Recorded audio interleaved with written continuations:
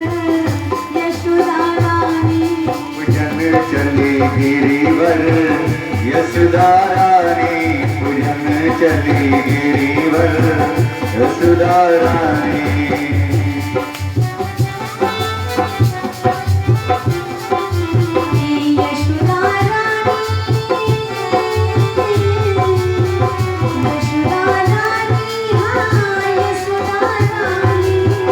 यशोदा रानी यशोदा रानी पूजन चली गिरिवर यशोदा रानी पूजन चली गिरिवर यशोदा रानी पूजन चली गिरिवर यशोदा रानी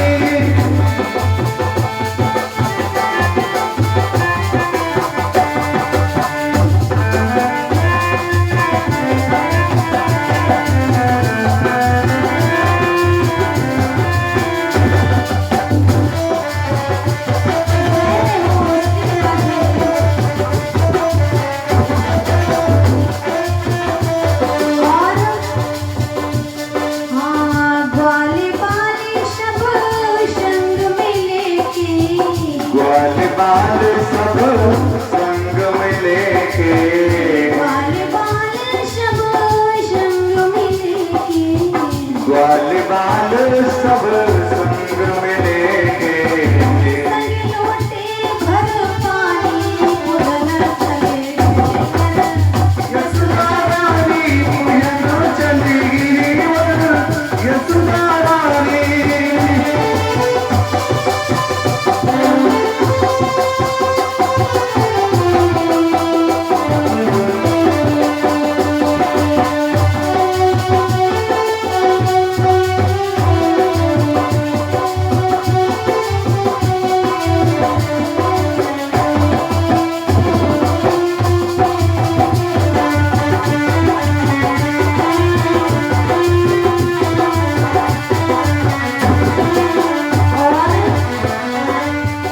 जय जयकार सब करे ग्वाल जय जयकार सब करे ग्वाल रे जय जयकार करे सब ग्वाल जय जयकार करे सब वाले सब ग्वाले करे सब ग्वाल जय जयकार करे सब वाले और यशोदा मन हर्षानी पूजन चले गिरिवर यशोदा रानी पूजन चली गिरिवर यशोदा रानी पूजन चली गिरिवर यशोदा रानी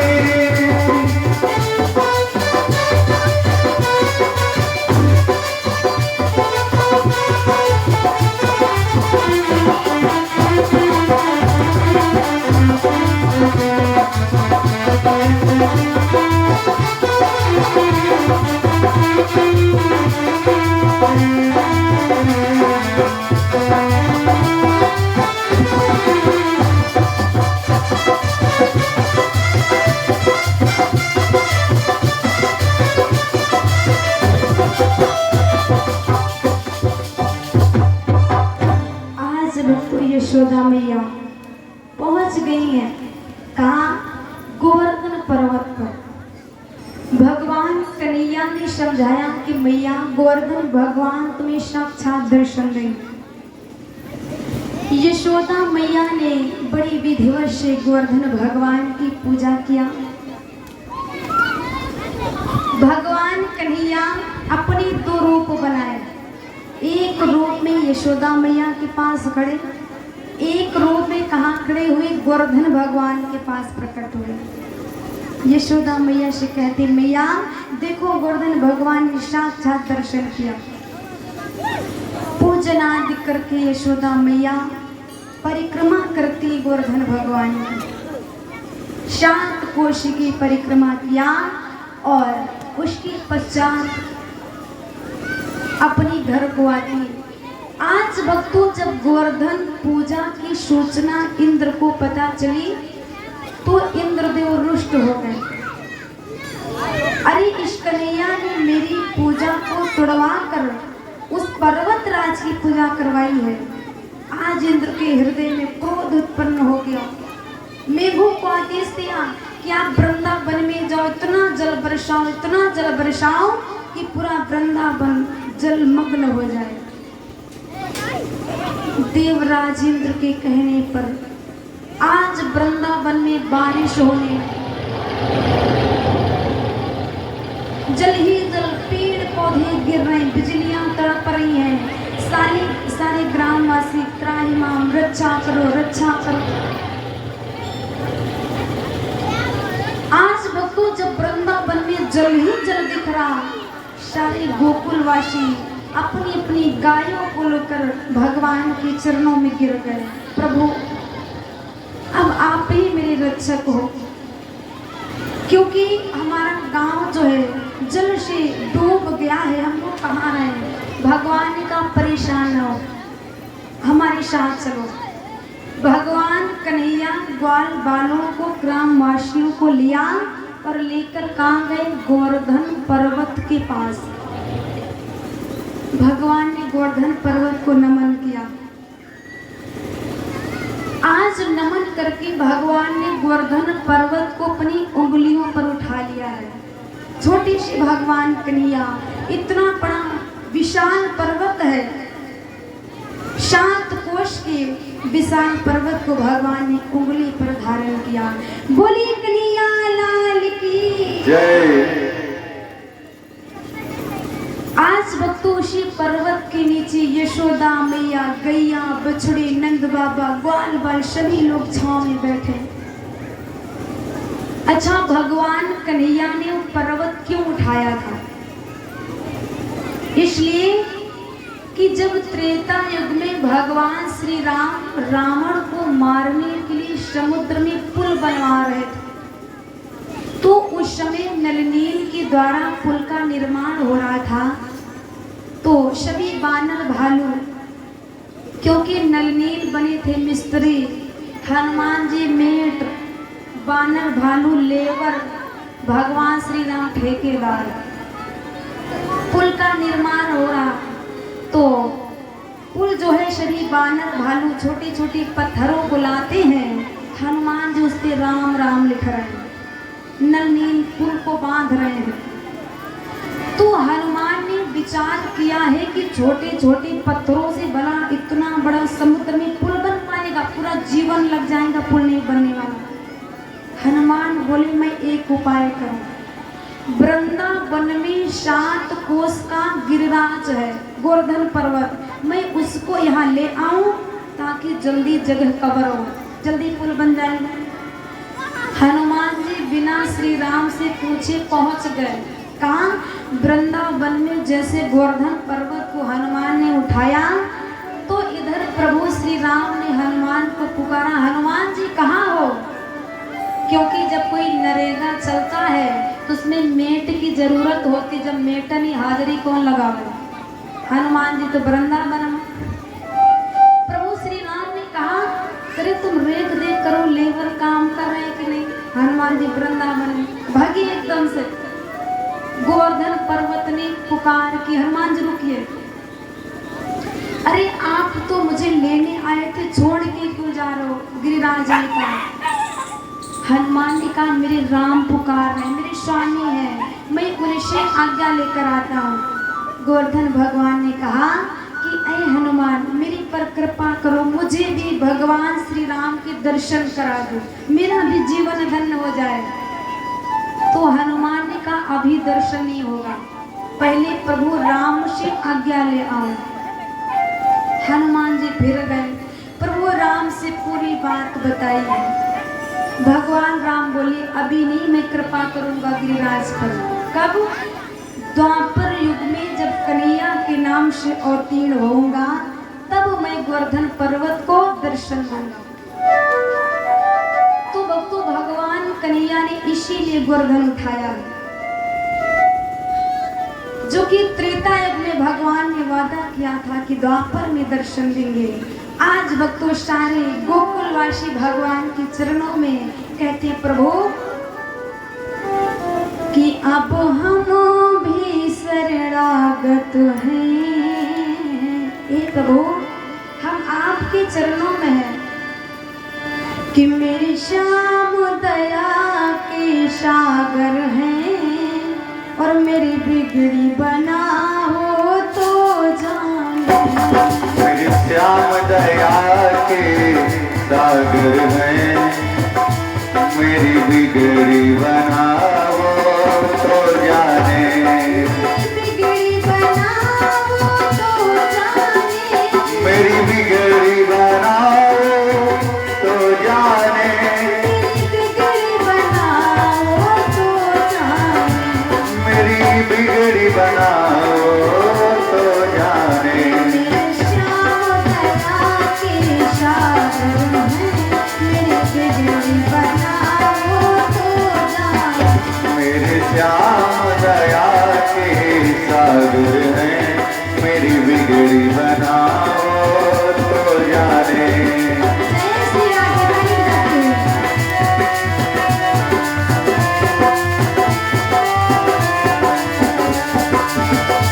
मेरे श्याम दया के सागर हैं, मेरी बिगड़ी बनाओ तो जाने। मेरे श्याम दया के सागर हैं, मेरी बिगड़ी बनाओ तो जाने।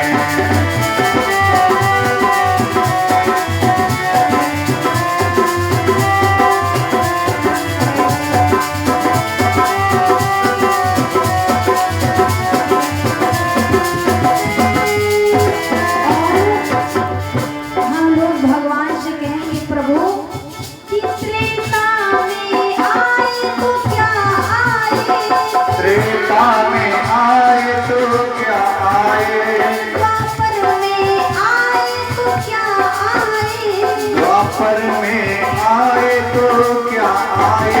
कलयुग में आओ तो जाने, कलयुग में आओ तो जाने, मेरी बिगड़ी बनाओ तो जाने।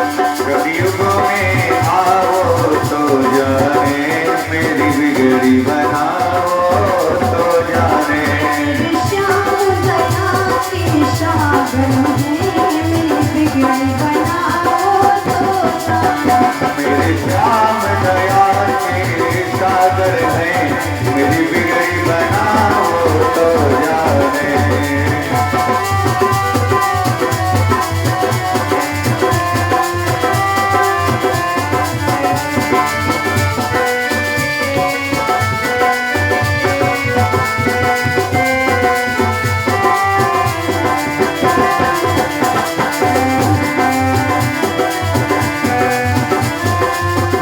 और हे प्रभु कि गोकुल में आए तो क्या आए, गोकुल में आए तो क्या आए, मथुरा में आए तो क्या आए, मथुरा में आए तो क्या आए।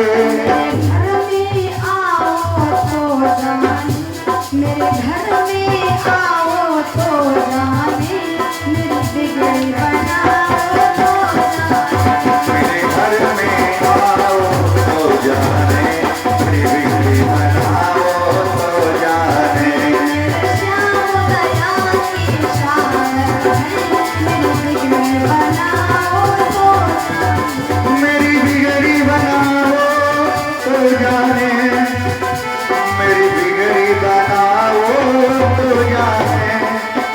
मेरे श्याम दया के सागर हैं, मेरे श्याम दया के सागर हैं, मेरी बिगड़ी बनाओ तो जाने।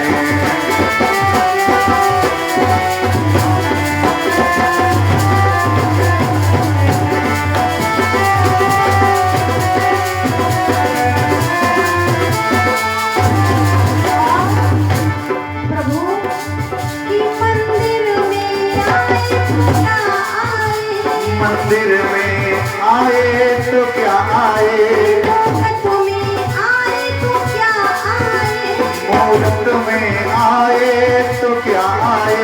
मेरे दिल में आओ तो जाने, मेरे दिल में आओ तो जाने, मेरी बिगड़ी बनाओ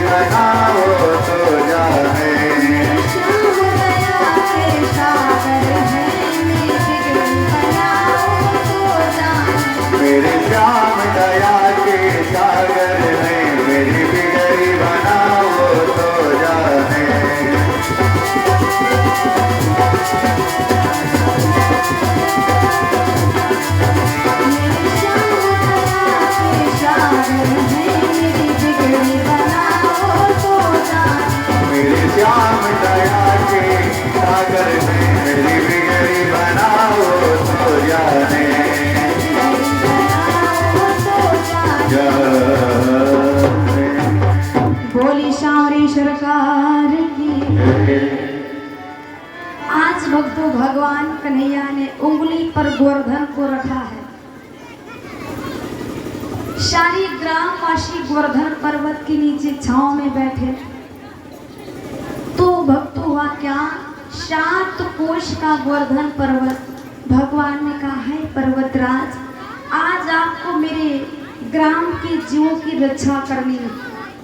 तो गिरिराज ने कहा प्रभु, मेरे ऊपर जितना जल आएगा उतना तो मैं थाम सकता हूँ, लेकिन पर्वत के बाहर भी तो वर्षा हो रही, वो कौन थामेगा। भगवान ने कहा जितना जल तुम पर आ रहा उसकी गारंटी लो, बाहर का काम मैं देखूंगा। गोवर्धन पर्वत इतना गर्म हो गया कि जो भी जल उस पे पड़ती है भाग बनकर उड़ जाती है। आज भगवान सोचते हैं कि गोवर्धन पर्वत के जो बाहर जल बरस रहा वो अंदर आने लगा। फिर गांव वाले त्राहिमाम रक्षा करो रक्षा करो। भगवान बोले अभी रक्षा नहीं हो रही, अब मुझे क्या करना होगा।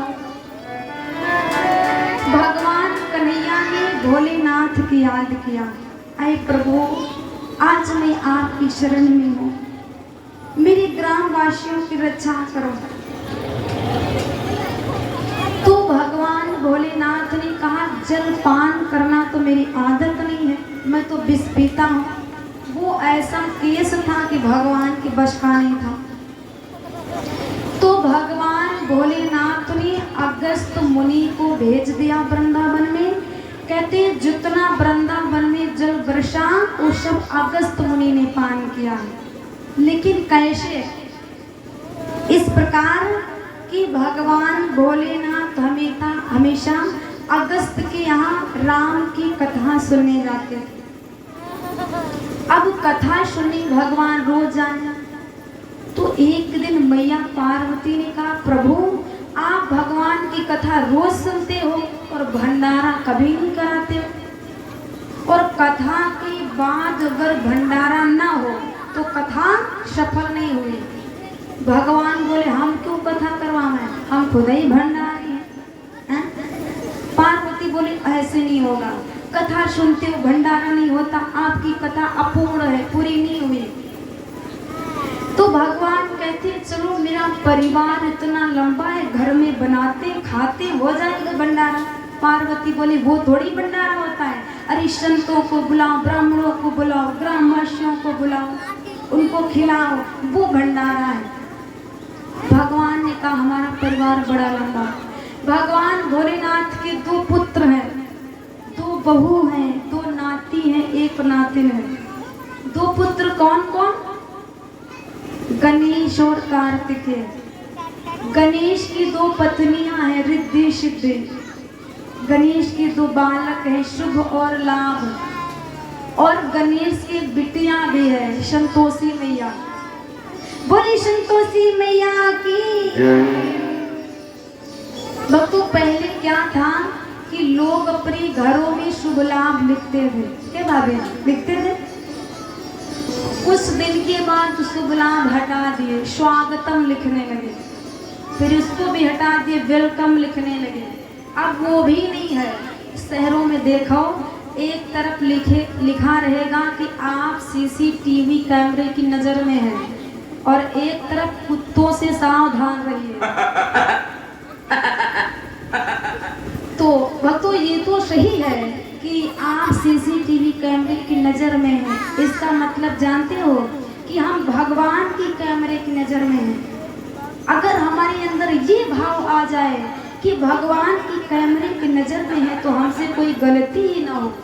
हम लोग कोई गलती करते हैं, अगल बगल सब कुछ देखते हैं, लेकिन ऊपर नहीं देखते कि ईश्वर देख रहा है। उसको अगर देखें तो जीवन में जीव कोई गलती ना करे। भगवान भोलेनाथ ने कहा चलो ठीक है भंडारा कराते हैं। किसको बुलाया जाए। पार्वती ने कहा जहाँ कथा सुनने जाते हो। भगवान पहुँचे हैं, अगस्त मुनि को नमन किया और कहा प्रभु हमारे यहाँ फला दिन भंडारा है, आ जाइएगा। तो अगस्त ऋषि ने कहा अकेले आओ कि ग्वाल मंडली के साथ में। भगवान बोले अकेले आओगे ज़्यादा सत्कार होगा। बोले अकेले आएंगे।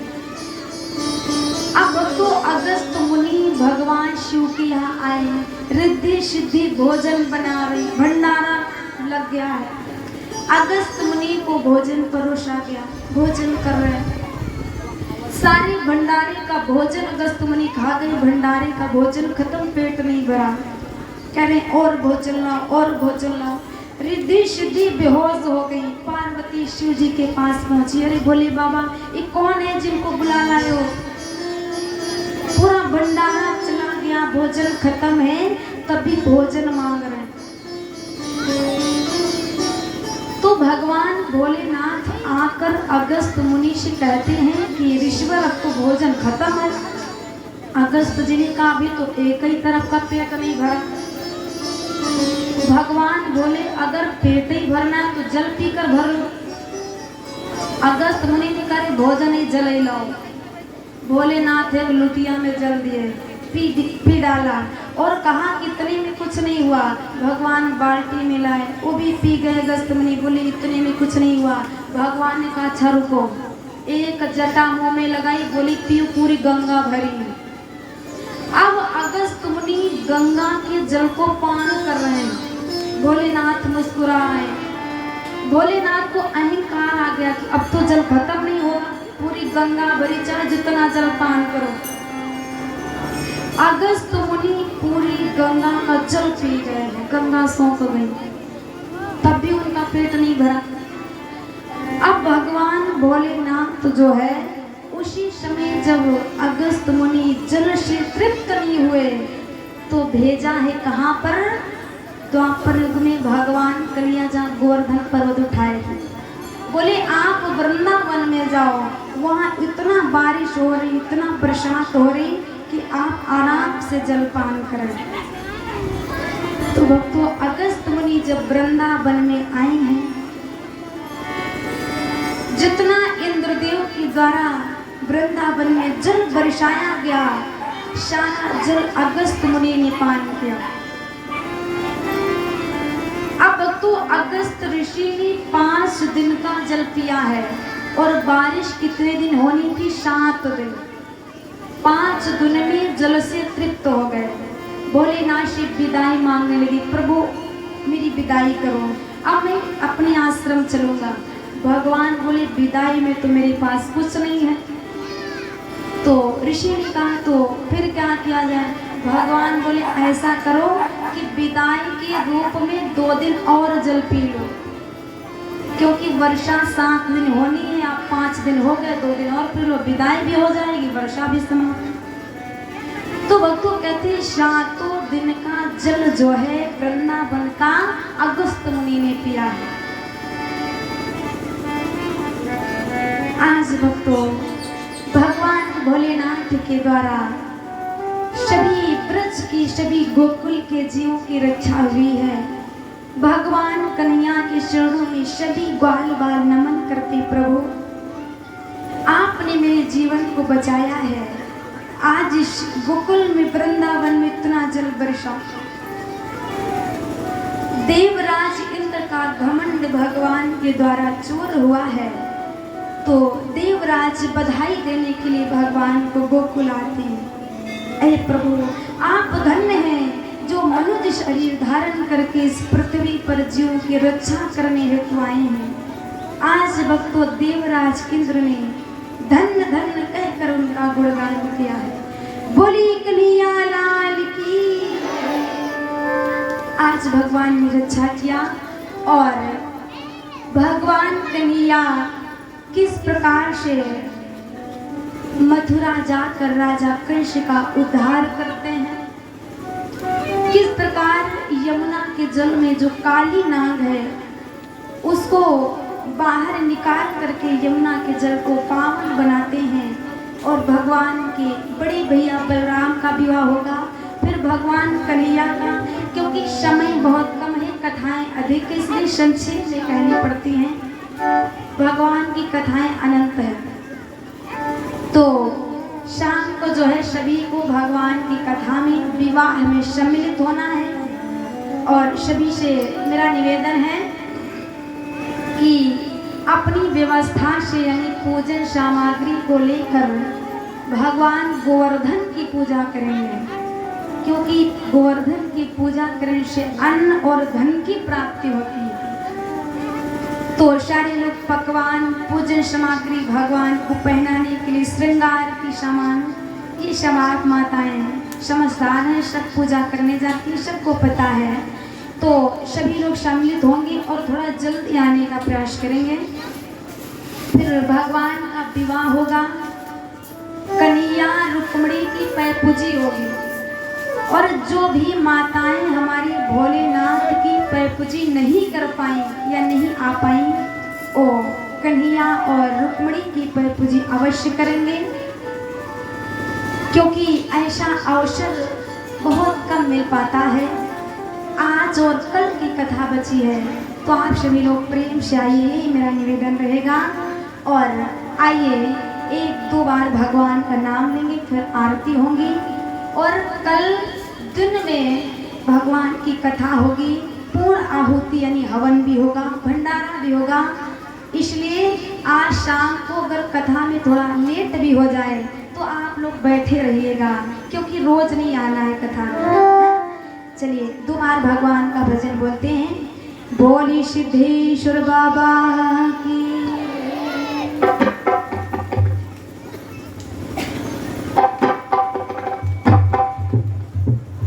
ताली बजाते हुए सबको बोलना है। देखिए, हमारी माताएं कितनी समझदार हैं, सिर्फ एक बार संकेत की आवश्यकता है। सब जो है, हमको यहाँ आ करके ये आभास हुआ है कि पढ़ा लिखा समाज है, क्योंकि ना हमारी माताएं कथा में इतना ध्यान से, इतना मगन होकर भैया लोग सुनते हैं कि हमें से बहुत प्रसन्न है। तो आइए सभी लोग बोलिएगा कि श्याम रिया